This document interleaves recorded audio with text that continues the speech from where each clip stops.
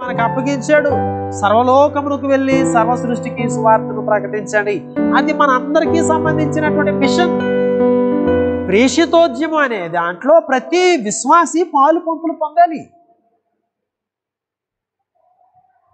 ప్రతి విశ్వాసికి ఇవ్వబడినటువంటి గొప్ప ఆజ్ఞ అది. సర్వలోకమునకు వెళ్ళి సర్వ సృష్టికి సువార్తను ప్రకటించుడి.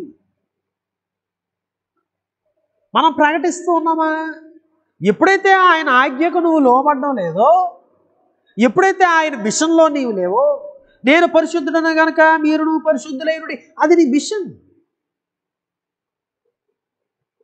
మీరు లోకమునకు ఉప్పై ఉన్నారు, మీరు లోకమునకు వెలుగై ఉన్నారు. That's our machine.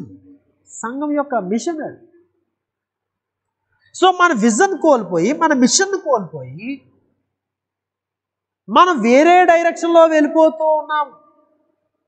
మనం ఏం చేయాలో అది చేయకుండా, ఎక్కడికి వెళ్ళాలో అక్కడికి వెళ్ళకుండా, ఎక్కడ ప్రకటించాలో అక్కడ ప్రకటించకుండా వేరే డైరెక్షన్లో మన జీవితాలు వెళ్తున్నాయి. ఈ లోకంలో ఎలా స్థిరపడాలి, ఈ లోకంలో ఏం సంపాదించాలి, ఏమి తినాలి, ఏమి త్రాగాలి, ఏమి ధరించాలి, అది డిఫరెంట్ వేలో వెళ్తుంది మన నావ.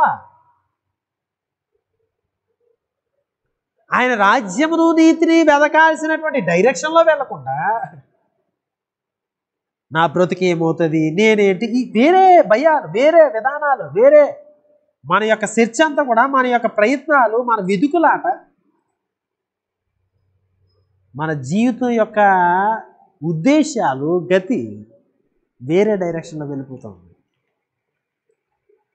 కాబట్టి నో వండర్ మన జీవితాల్లో కలిగే తుఫానులు అందుకేనేమో నువ్వు ఇంకా ఇంకా ఇంకా ఇంకా దిగిపోతూ ఉన్నావు. మనలో చాలామంది మరలా ఎక్కలేనంత ఆధ్యాత్మికమైనటువంటి అధోగతిలోనికి వెళ్ళిపోయినప్పటికీ అక్కడ నుండి పైకి రావడంలా. ఎందుకు? యోనాకి కలిగినటువంటి రియలైజేషన్ మనకి కలగడం లేదు. అయ్యా నేను పాతాళ కూపంలోనికి వెళ్ళిపోయి నన్ను లేపు.